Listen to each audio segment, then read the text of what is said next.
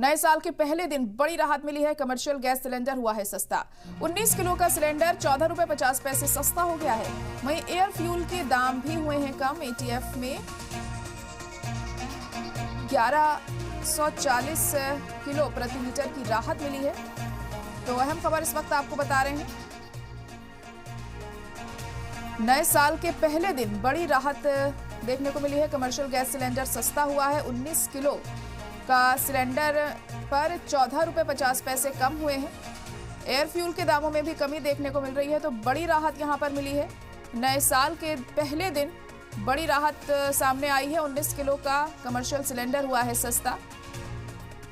14 रुपए 50 पैसे सस्ता हुआ है कमर्शियल सिलेंडर। तो आम लोगों के लिए एक अच्छी खबर नए साल के पहले दिन देखने को मिली है।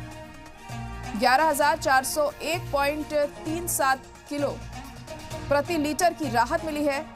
एटीएफ में एयर फ्यूल के दाम भी हुए हैं कम।